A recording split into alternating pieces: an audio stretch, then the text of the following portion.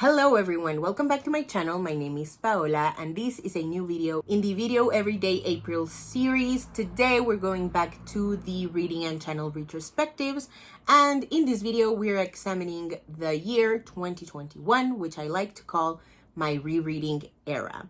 A couple of things before we get started. I really want to highlight that I signed up for Scribd, now it's called Everend, and to listen to a bunch of books on my commute to work. It was really easy to experience books this way, and I'm very thankful that I was able to afford Scribd for an entire year. 2021 was also the year where I bought most of the books that I own today. I'm looking at my bookshelves and a bunch of them are more recent purchases, but I do have a video from the 12 days of Bookmas in 2022 where I did a bookshelf tour. Go check it out if you haven't already. It is a very fun video. I got to highlight the best books that I owned at the time. Now, obviously, my collection has grown, but I'm really happy with that video. It is, I would say, one of the best videos on my channel. So if you haven't seen it, I invite you to watch it. In 2021, I very notoriously messed up my monthly statistics because at the beginning, or I guess throughout the entire year, I was tracking my books per month like a normal person. And then because I read so many series, because Scribd would block me from like marathoning an entire series, I really wanted to see how they looked all together, and I messed up my monthly statistics. So most of my monthly statistics that I did for this video were mere estimates based on my memory. This year was also the year where I was kind of in the beginning stages of denial in terms of how burnt out I became post 2020. One thing really quickly before we get started, I have a Patreon where if you join, you will get early access to all of my content, as well as an exclusive newsletter. There's 3 tiers, $2, $5, and $10. They all get the same benefits. It's just a matter of how much you want to contribute to the channel. I would very much appreciate it if you could support me over there. That's all. Let's move on.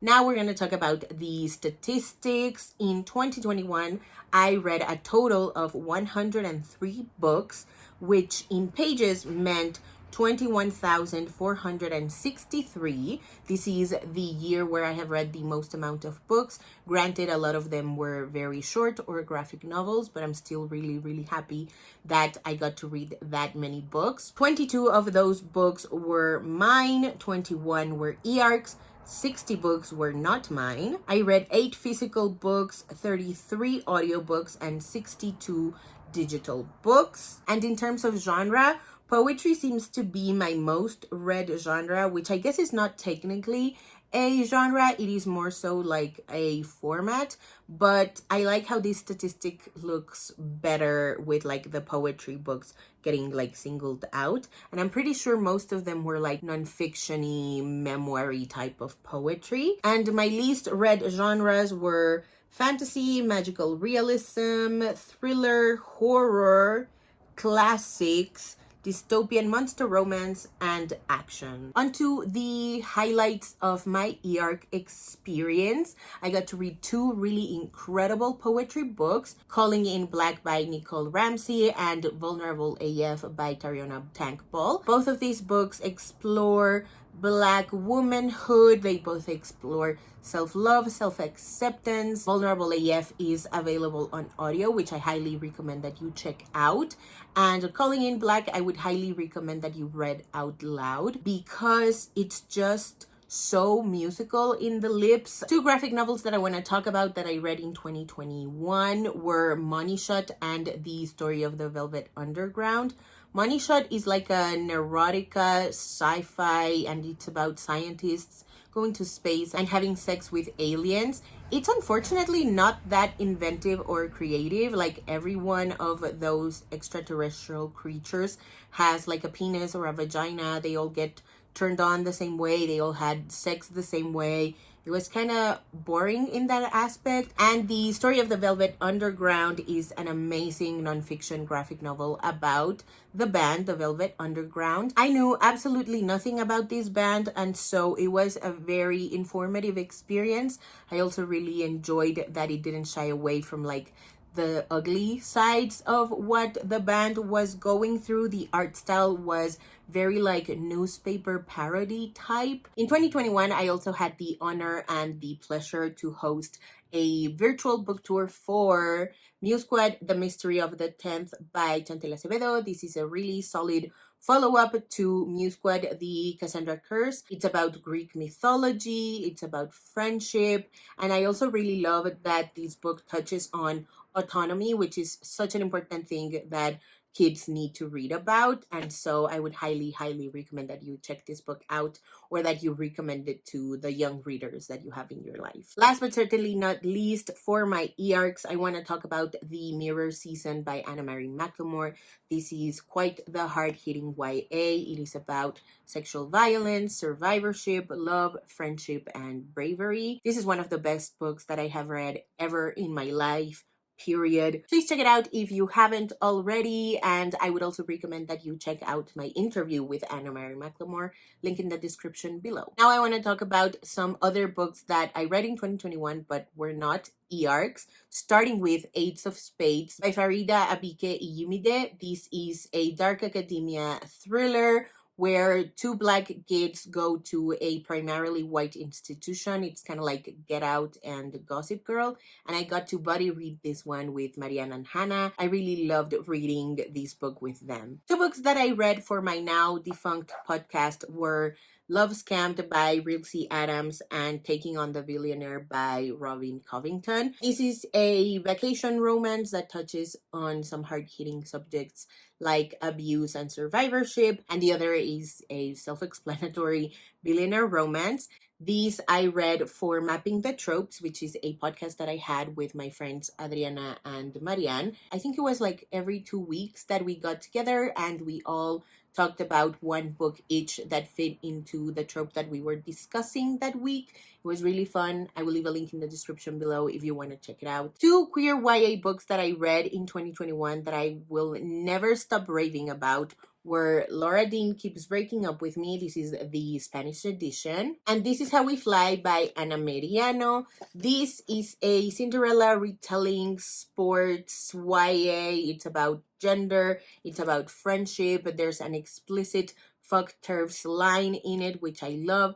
It is quite the chunky YA. It takes place in Houston, and I just really enjoyed the examination of gender expectations, the relationship that Ellen, the main character, has with their dad. It's also really rewarding and fun and cathartic to read about. He's just trying to do his best, and they're also like acknowledging that he's doing his best. And this is a graphic novel about self-love and sort of appreciating the ones who love you and who will always love you unconditionally, as opposed to always trying to change yourself for someone who you will never be enough for. Another graphic novel that made it onto my top 10 books of 2021 was Vivo Se Los Llevaron. This is nonfiction, and it's about state-sponsored violence in Mexico against students. It was really eye-opening. It went way deeper than I thought it would. It is quite wordy for a graphic novel,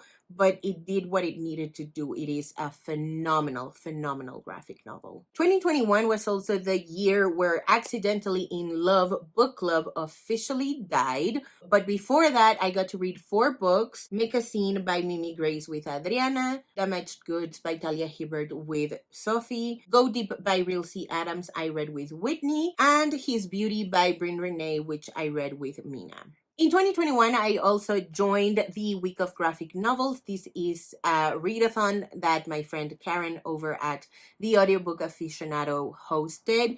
I say hosted because she's no longer active on BookTube. I believe all of her videos are gone as well, which is a tragedy. Karen was such a talented booktuber. I really miss her in this space. Karen had quite a few prompts, so I'm just going to give you the book that I read and the prompt that it fulfilled. A Game for Swallows by Zainab Irached, I read for Memoir. Pac Samson, The Cookout, I read for POC Author. Hex Vets and V for Vendetta I read for the different age ranges. Slothilda I read for animal main character. Cheer Up I read for the queer main character prompt. I also read The Vein and I listed it here as the monochromatic choice, but these very much does not have a monochromatic color palette.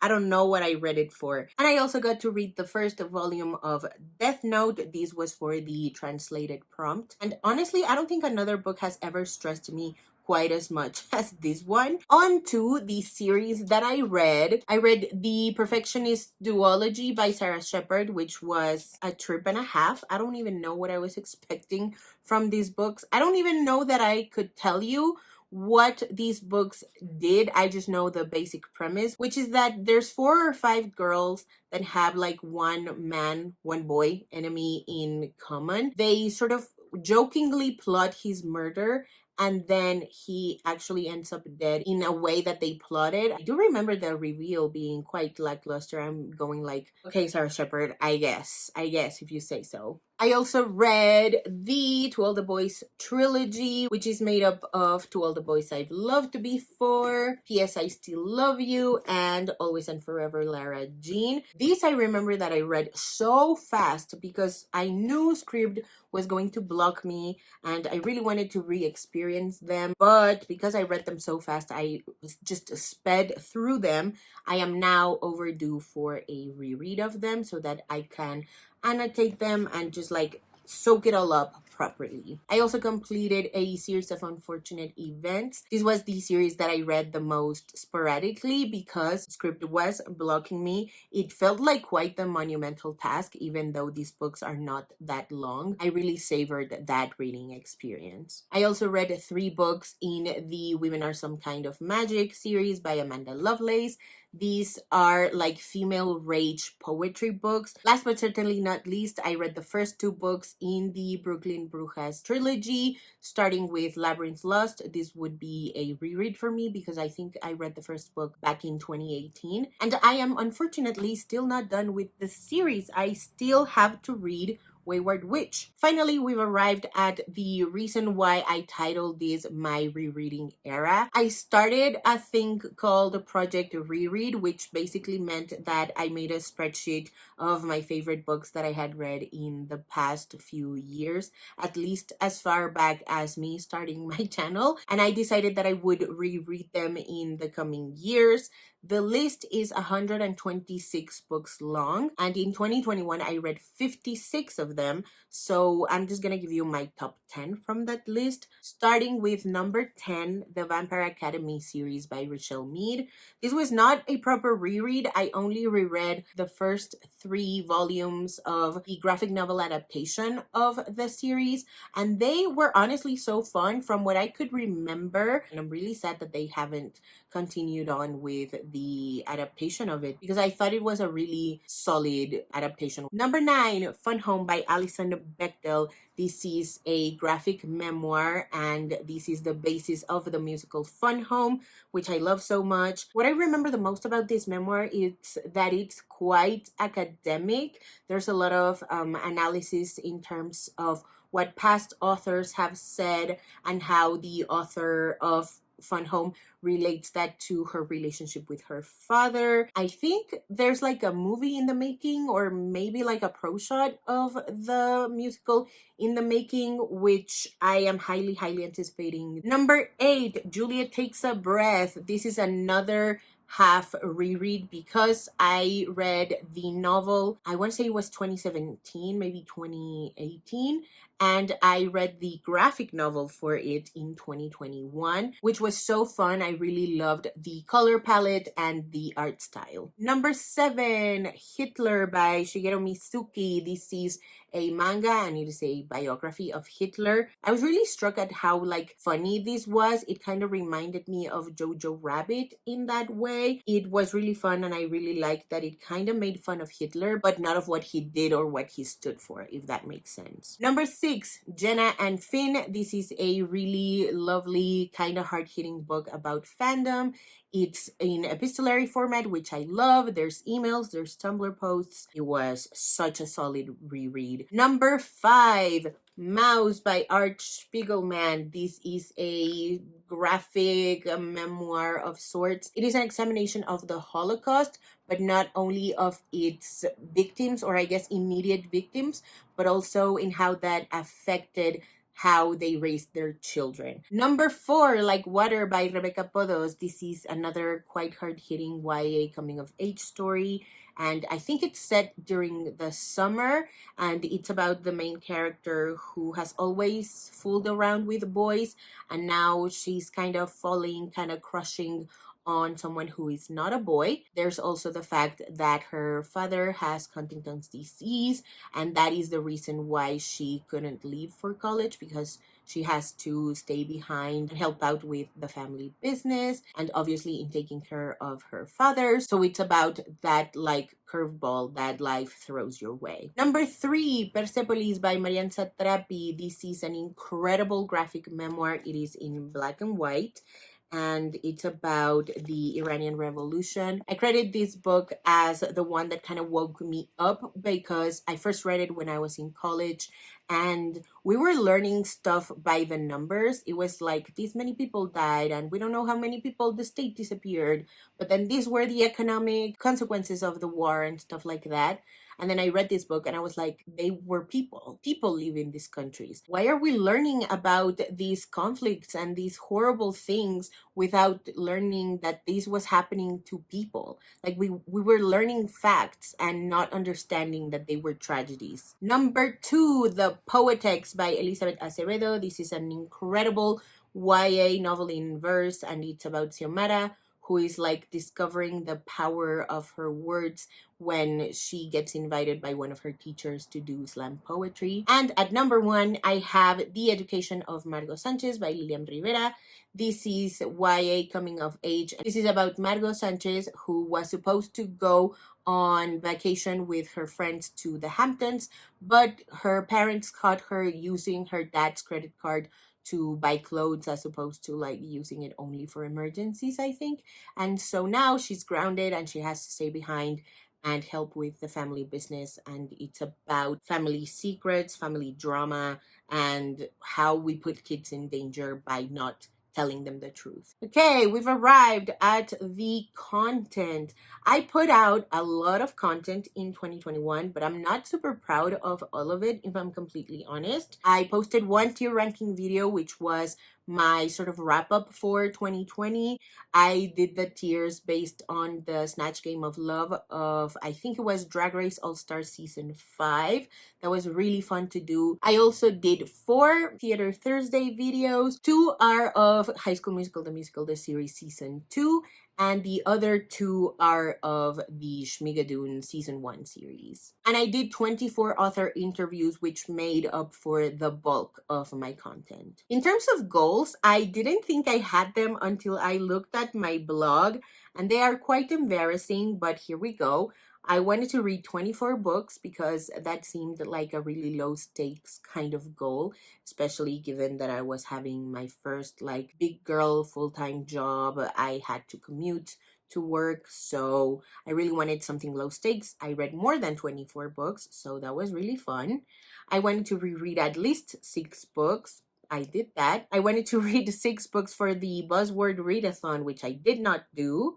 I wanted to read 12 physical books and 12 digital books because that seemed like the balance I wanted to strike. I also did not do that. I wanted to reach 100 followers on my blog, which I don't know if I did. I also wanted to expand the content that I created, which I did do. We'll get to that in a second. I wanted to write more discussion posts, which I guess I technically did, but I only wrote 1 of them, so I'm not going to count that. I wanted to upload once a week, which did not happen on BookTube, and reach 1,000 subscribers, which has not happened. I wanted to recommend more books. I also did not do that. I also did not vlog more. I interviewed more authors. That did happen. I posted 15 author interviews in 2020 and 24 in 2021. On Instagram, I wanted to reach 500 followers, which I did not do and turn it into an actual Bookstagram account, which also did not happen. And I also wanted to update you guys on my reading and my drawing journey because I really wanted to learn how to do digital illustration, which also very much did not happen. As for the expansion of the content that I created, on my blog, I posted a total of 34 times. I did quite a few book tours that I hosted. I also had some author interviews on my blog that I didn't do videos for. I had one writing guest spot for Ari Tyson, and 2 posts that I am very, very proud of were Cobra Kai's downfall, where I talked about why Cobra Kai was not working for me anymore, and 28 authors on what it was like to publish a book in 2020. Alrighty, that is for today's video. Thank you guys so much for watching. If you haven't already and you'd like to, go ahead and hit subscribe, and I'll see you in the next one. Bye!